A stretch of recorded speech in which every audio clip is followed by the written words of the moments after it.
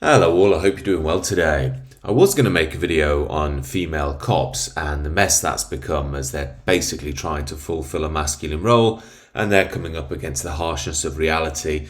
Of course, a lot of this conversation at the moment revolves around a present case that's going on, so I can't really comment on it too much. I will when that case is wrapped up.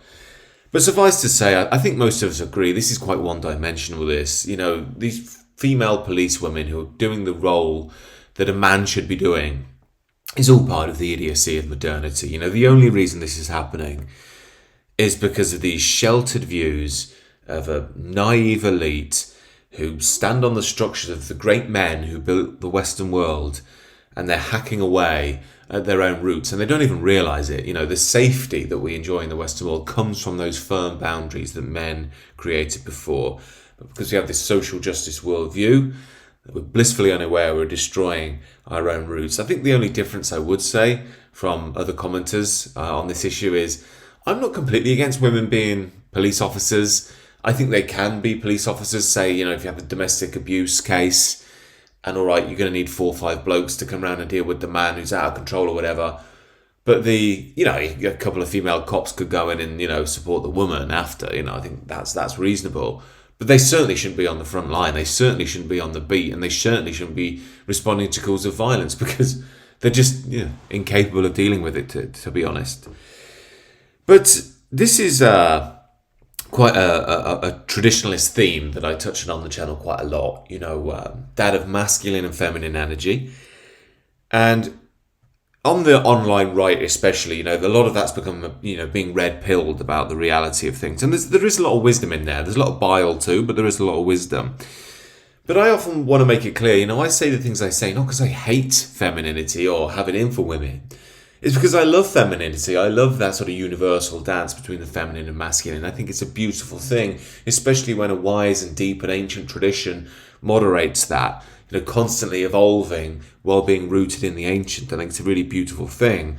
And the soul can get quite sick if you have a very strong resentment towards a core universal energy like femininity or masculinity. I think we've all seen that with the radical feminists, their worldview is just twisted, and it very often makes them twisted people. Because if you hate a fundamental energy of life, essentially you hate life. So it's why it's very often worthwhile to go inside and root out, all of these sort of demonic figures that can live inside of us.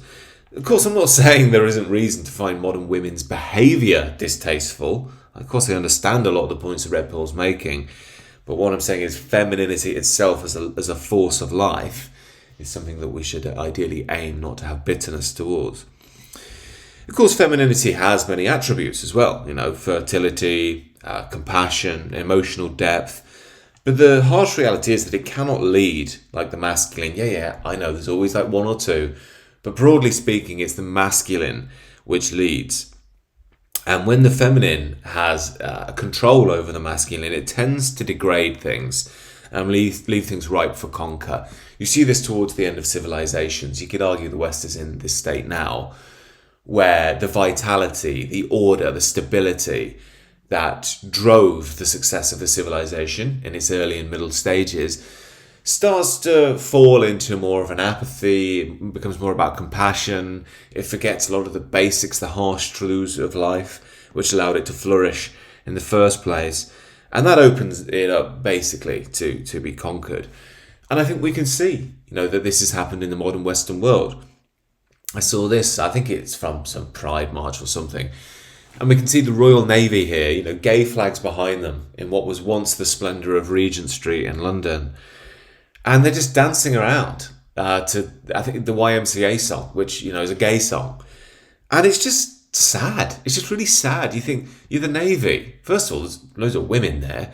Second of all, there are guys there dancing around who are supposed to be like noble defenders of the realm. Like that's their role in the Navy. Well, having said that, the Navy do have a reputation for homosexuality, but that aside, what I'm trying to make is these people are supposed to be symbolic of our defence, yet here they are prancing around like, teenage girls. It's just ridiculous. And it begs the question, how has this happened? What's happened to the Western world? And this gets me to the really key question of this video. We can say, oh, it's woke culture, but then that begs the question, well, where did that come from? And you can say, well, that was liberal modernity. We had the sort of Frankfurt School people often talk to. I think the British School of Cultural Studies gets away with a lot. That sort of turned up the Frankfurt School stuff, by 10, especially in the British context. But anyway, we can say that liberal modernity did a lot and so on. But still, that's not really getting to the root of it. You think, well, where did that come from? We've got to have something, the smoking gun at the beginning of things to say what happened to the Western world that drove us away, if you like, from this more stable, orderly understanding of things into what is increasingly just a chaos, which is irrational. Well, I've noticed online a lot, especially in the online right, a lot of people say it's Christianity. And this opens up a massive debate. And like most things online, that debate is completely out of control. It's full of people trying to get gotchas, being extremely rude, very coarse language, that sort of thing. And just attempts to humiliate the other side. So, if you're like a Nietzschean sort of right-wing type, or sort of a pagan or a Nivolian or whatever, your goal is basically just to really just shred the Christian view apart. You're a traitor, you're thick, you're stupid. I get it a bit on this channel, you're worshipping a Jew, all this sort of stuff. And look, all right, it's the internet, you expect that. But what I'm saying is, it's a real shame because there are some really good criticisms at the heart of what these, I guess you could say that they're a pastiche of sort of Nietzscheans, pagans, just general right-wingers. Really, really good arguments beneath all of this bile. And I'm sure there are good folks out there. And if there are, actually, if you know anyone, do let me know, because I'd love to chat with someone who really is of that perspective, but it's a bit more reasonable. The people who shout, there's nothing to be gained. You just can't, there's no point interacting. But if there is someone do let me know, because I'd be really interested to have that conversation, because I think some of the criticisms they're making are excellent and things that we should be open to, instead of being like, no, F you stupid pagan, or you stupid Nietzschean, or whatever. Be open to it, because it's in these great criticisms where you really learn the truth. It's where you can really hammer down on solid ground. And I think that a lot of the criticisms that are being made are really getting to the central core of the state of the Western world, of our tradition, and so on. It's why I do believe, when we are dealing with these issues, we have to try really hard not to get stuck in our ego position. And it's easy to do that. We've all done that. The idea is, I identify with X, therefore I'll defend X no matter what. And again, in one sense, that can make you feel a bit safer in life. But the downside is you don't really learn, and you're not getting close to the truth. And it's hard to get close to the truth, especially the older you get, because if you like, your identity has been established quite firmly. I've said that before on the channel. You'll find very often when people are older who are challenged, they don't like it as much because their worldview has been very embedded by that point. But the point I'm getting to here is, we have to be open to these criticisms and really venture, I think, together with an open spirit and an open-mindedness of inquiry to figure out what's gone on in the Western world. And again, this is why first thing to do is just to try and get rid of your own ego, your own poison within. This is what I talk about a lot on the second channel, Spiritual Personal Transformation one. If you're interested in that, do check it out down below. But the key criticisms, as I understand it, of Christianity and why it could be at fault for the quote feminization of the West are something like, well, it's overtly compassionate. And of course, that's a very feminine trait, It has this view on forgiveness, this view on salvation, which essentially, gives it a feminine framing, you could say. Then I think, a lot of thinkers these days, a lot of people online, they're very riffing a lot on the aforementioned people like Nietzsche. Evola is a big one. And both Nietzsche and Evola saw Christianity as feminine, really, more than masculine. Especially Nietzsche, who really saw it as a slave morality, really. I don't think Nietzsche really understood a lot of the sort of mystic, esoteric message of Christianity, but that's a video for another time. I think Evola's criticisms are a bit more pointed, a bit more on the money. And I think maybe the biggest one is, a Christian universalism, that is the oneness of all people and things, conflicts with the harsh truths of life. How can we acknowledge the hard differences between men and women if we believe in this universalism? Isn't this the precursor to liberalism? If we say, there is no Jew or Gentile, as Paul famously said, doesn't that mean there are just no group differences either? And what does that mean when you're getting the West flooded by millions upon millions of people that the liberal regime keeps pumping in, and you keep asking to stop, and they say, shut up, you're racist, have another few million? Where does this lead? And valid questions. Again, questions that can be taken down a dark road, but also questions that can be taken down a light road. But the core point here is, is this universalism a precursor for liberal modernity? Because people say, well, look, if you have this ideology, doesn't it mean, well, what does it matter if you die or die out? And also, a lot of Christianity says, your real hope is not in this world. You'll never find true justice in the world. It's beyond this world. It's in a sort of higher dimension, or a dimension within, in God, if you like. Now, as I say, I think these are really excellent criticisms and ones that should be taken seriously and looked at seriously, because if we don't, you're just not doing your own tradition justice. But second of all, we're not thinking about the world in a serious way. Now, I think it goes without saying, if you're a regular viewer of the channel, you'll know I believe, well, I'm a traditionalist. I believe traditions, I'm a traditionalist in the dual sense. Number one, in the philosophical traditionalism, in that, there is a mystic, esoteric truth to life, and that is expressed uniquely in different cultures throughout time, and that's normally has specifics to do with different groups in different spaces and times as well. Of course, in the Christian tradition, you can say, well, that's the Russian Orthodox Church, Anglicanism. All of these have flavors of a people and a nation, although they ultimately all go back to Christ. But I believe in traditionalism as well in the conservative sense, because if you put the two together, a tradition acts as a sort of backbone. It collectivizes the spiritual journey, the soul of the community, the region, as well as the individual path, the spiritual path that one takes through life, and giving us the shared moral framework upon which we can build a functioning, stable, high-trust society.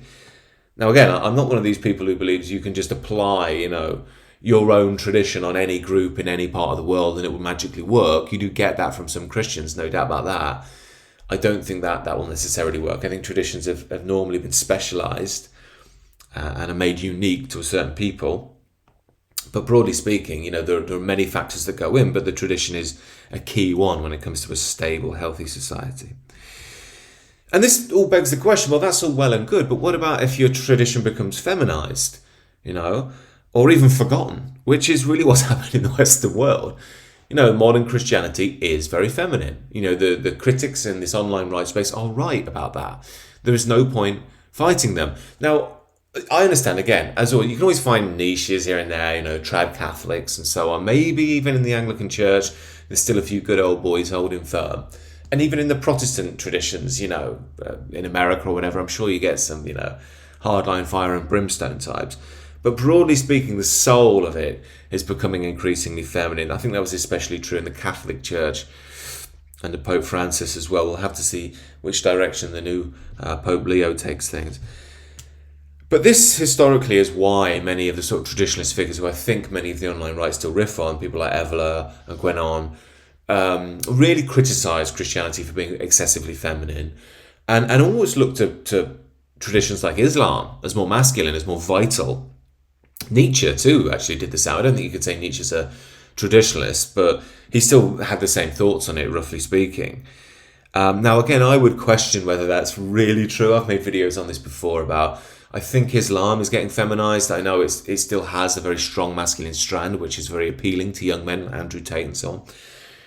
But this stuff that they're doing in this day and age about Islamophobia and tell mama, that's a service for Muslims when someone said a mean word to them on the bus. But tell mama, this isn't the Evolian masculine warrior Islam, is it? This is the Islam of Western modernity, and we're going to have to see. It's going to be interesting to see whether Islam can weather that, especially given a lot of its power centers are in the Middle East, which is westernizing, number one, to bring in the money, but number two, money has a very deleterious effect itself. We've experienced that in the West. It can corrode you from the inside. Christ warned about that very clearly. So you have to be mindful of these things. And I think, well, look, I'm not a specialist on Islam, but it seems to me from the outside, yeah, they have a stronger tradition than us, but it's corroding. It really is. And we might have been going through a death and rebirth, so we might be at the point where we've already died and are starting to be reborn. But the point I'm making is, yeah, historically, this is why a lot of traditionalist figures have looked to Islam as more masculine. Now, I've always thought there are some problems with this line of argumentation, that, Christianity is feminine, Islam is based in masculine, and so on. In that, the West came of age with the Christian tradition. So until we really had the Enlightenment, this feminine Christianity wasn't around. So really, Europe was sort of Christian for 1,000+ years in much more of a masculine formation, pre-Enlightenment, as they say. Now, again, you will find, I don't think you'll find it so much in Nietzsche, but you will find Gwenon and Evola reference this. They will say, before the advent of more liberal modernity, that Christianity did have more of a masculine frame, and I think both of them were much more sympathetic to Eastern Orthodoxy. And isn't it ironic how, the men of today, the young men, are actually gravitating towards Eastern Orthodoxy? Because again, they might not have the big brains, the big intellectual arguments of Gwenon or Evola, but they do feel it on a heart and soul level. And that's the beauty of traditionalism. It's not just about your mind. The mind is wonderful. It's incredible. But you're deeper than just your mind, which again is a central traditionalist truth that modernity is forgotten in its sort of secularism. But of course, this begs the next question, is the problem Christianity itself, or is it post-Enlightenment liberal Christianity that's led to this sort of feminine, corroding force? And there's another question in that, which is, was the post-Enlightenment Christianity a result of what Christianity is? Was it just taking time to mature and that feminine heart come out? Now, again, these are highly questionable things, because you could say, for instance, that many on the online right would say, well, yeah, it was. Christianity was always going to be like this, and Europe's growth was made despite Christianity. That's one you often hear. I think that's a little bit of an iffy one, because you could argue by the same logic then that the liberalism that developed was part of the European psyche itself as well. I mean, it did develop in Europe. Christianity is in other parts of the world and hadn't developed, so it was specifically the blending of elements of the Christian tradition with the European spirit as it was really establishing its global supremacy, So I think that you have to factor all of that in, and I do personally think there is something about European people which does veer towards this sense of, you could say it's maybe over compassion, I mean, I think you see it with other groups. We'll say, white folks around animals, they're particularly caring, almost like they care more about animals than other groups at times. And you do see this. I'm not saying you won't find any other groups that don't love an animal, but like the way many Europeans are with dogs, for instance, it's like they're like family, they really are. They're loved so deeply. So there is something in there, I think, in this, the European, makeup.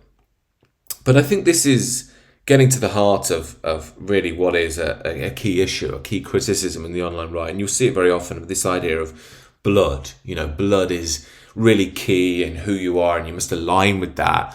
And that must mean that you go with your traditions throughout time. And this is why lots of the online right now are gravitating towards paganism, because they'll view, well, look, this was the religion of our ancestors before the introduction of Christianity, which was obviously implemented in Europe, especially the more Germanic pagans will be looking to, I think it's Odin and Woden and people like that, or gods like that. And of course, they will see those as more warrior religions as well, and much more nature-based. Now, I actually made a video on this on the other channel the other day. I actually think the elements of Christianity, properly understood, are very earthy and involving nature. I was speaking about how Christ, spits on his hands and rubs mud and rubs someone's eyes. But that's really been taken out of the church. It's been very civilized, which I think we're paying the price for now. But the point is here, this is a real battle area now between this idea of, the Christianity on the one side with the spirit and this idea of blood and deeper ties. But I actually think it's somewhat ironic, this, because I actually think that Christianity is right in its focus on God the Father, the spiritual Father. And I think it's right in that in traditionalist terms, which is ironic because a lot of the criticisms of Christianity are coming from traditionalists who will be saying, well, this idea of blood and it's something that's really in your DNA. Well, I think they have some really valid points there, and I certainly don't want to dismiss them. I think there needs to be something welcomed of that nature. But if we're to go back to what is essentially things like DNA, we're back in the world of forms, and we've limited ourselves away from true transcendence. We're back in the world again. And in traditionalist understanding, again, this is the feminine because it's the material. Evola himself, would refer to the masculine as the solar. And that's, again, it's the idea it's above, it's going upwards, it's looking up. It's that which orders in the divine sense. Now, in the Christian understanding, that's God the Father, again, which is very masculine. The roots of Christianity are masculine. The expression of Christianity now is not, but the roots are masculine. So I would say, in my view, I might not understand the arguments of paganism. Maybe they do have a non-duality that's transcendent. And if they do, I'm hold my hands up to that. I'll happily chat with anyone who can, enlighten me on that a little bit. But the argument around blood seems to me to be going the wrong way again. We're turning back towards the world. Now, that doesn't mean that it's not valid. I made a video on the sister channel as well, saying that we've got to go beyond the ethnic layer, but that doesn't mean the ethnic layer is not valid. Modernity tries to, it tries to destroy it for Europeans. It's happy for other people to embrace, an ethnic history. But for Europeans, it's seen as evil. You're Hitler if you do it. Of course, that's just awful, terrible propaganda, which is very dehumanizing for the Europeans. But in my experience, both spiritually, my reading around traditionalism, and in terms of what we're moving towards, there has to be something which goes beyond yourself, which does go to the total universal whole. Now, that doesn't mean by its nature that you deny differences in other people. You can notice there's a difference between a dog and a lion, but they still both have their being in God. Their animating force is still God's presence. So you can notice the difference, but they emanate from the universal. So again, I think the two can fit together, but you have to have that transcendent layer. And Christianity has that in spades. The modern church doesn't emphasize it. I get that. And it's a tragedy it doesn't, because that is the very source of all. It's the animating spirit which gives life and vitality to everything. But my point here is, where are we going with this? I think to lose that ultimate transcendent layer would be a tragedy. I really do. And even, I'm not saying you have to be a Christian if you don't want to be, but you can't let go of that transcendent layer because you'll destroy yourself. You'll get lost in the world again. And really, this leads to the big question of what is going to initiate the men of the West? That's the big question. Initiation is important because it renders men the representatives of their tradition for the next generation. And that's all but died in the Western world. And if it dies, your people die because you have nothing to sustain you anymore. It's why Islam is strong. They do have that representation. Even in Judaism, they kept bar mitzvahs and all that sort of thing. There is that initiation into the tradition. And this is, I think, a big question for the West. What will initiate us? And second question to that, what has the capacities to be a far-reaching, deep, expansive tradition that can talk to an intellectual tradition, a spiritual tradition, a mystic tradition, a religious tradition, a social tradition, a law tradition? That's what a tradition needs to be. Now, when it comes to the pagan stuff, can it initiate? I think yes, powerfully. And I think that's one big gap in the Christian tradition, especially now, is this idea of the nature initiation. Now, again, you will find that in the roots of Christianity, dunking people in the River Jordan, Christ getting in the mud, all these sorts of things. But it's been really removed. And the church now is like dressing smart and, maybe you sing a few songs, but you're quite reserved. A few polite nods here and there when you wish peace to someone. In fact, I like going to an Anglo-Catholic church near me, and the vicar there douses you in water. He sort of throws it over everyone as he comes forward. And I really like it because it's tactile, it's real, it's getting you into the experience. But yeah, I think you have to be upfront on that one. That tradition has really gone, and I think it's a shame, and it needs to be brought back. So I think it's a very strong argument for one of the naturalistic religions there. But initiation into the spirit, that's really where Christianity can shine. And again, it isn't right now because it's become too liberal. So again, if you become an Anglican, you're basically just saying, yeah, I'm a Lib Dem and I read The Guardian. Well, so what? Do you know what I mean? This isn't going to change much. It's a much deeper, more profound journey of death and rebirth, I think, that Christianity is really talking to. And then when it comes to this traditional idea, again, this is where I think, personally, Christianity just has so much form in this area. It's an extraordinarily deep religion, deeper than we understand. I mean, it's kind of crazy, really, when you go to a church. You just don't understand how deep this is and how far it goes, and how many amazing thinkers there have been, over the hundreds, thousands of years in this tradition. I mean, you've got everything that you could possibly want when it comes to your guidance in any aspect of your life. The issue is that nobody's really keeping it alive or following it other than a few, esoteric types or people really passionate about the faith, or weirdos online like me. So the reality is a lot of it's being lost, and it's being taken over by liberalism, and the whole Christian message is just being retrofitted to suit the prevailing liberalism of the age. So I believe that the Christian tradition is the deepest. It does offer, it does have thousands of years of intermingling with the West. It's been westernified, if you like. I don't think we should be ashamed of that, especially Belloc's famous statement that Europe is the church and the church is Europe. Of course, he was speaking about the Catholic Church, but I think that applies to us all. And I do think there could be some growth area in the Orthodox Church, but the thing is, again, that is a very Eastern tradition, which is fine when you come from an Eastern background, a bit like me. I came into interest in spirituality through Buddhism and Zen and so on.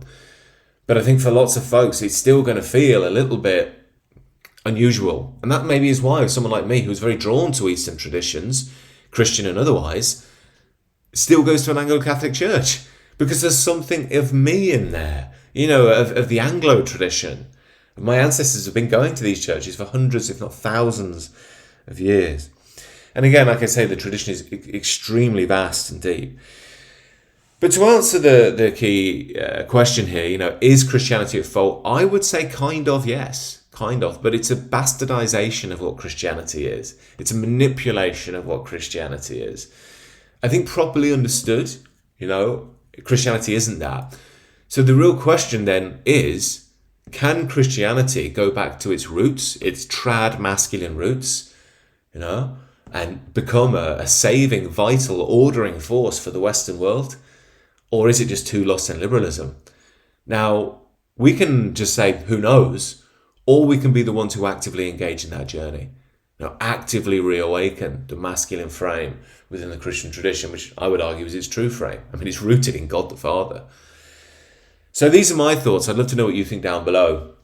I understand this is a long video, but I'm still not going to get to the real depth of these issues, because these are epochal issues that are absolutely huge. And as I say, I don't wish to badmouth people who think differently or are exploring different traditions, because I understand. You go to a church and you're getting lectured by some lady with a bowl haircut, who reads The Guardian and hates men.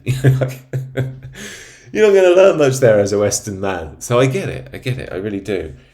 But I think these are big questions that have to be answered, and it's up to us, as the men of modernity, to answer them. Of course, this is why I started the second channel. Do check it out down below. It's called The Sacred Way.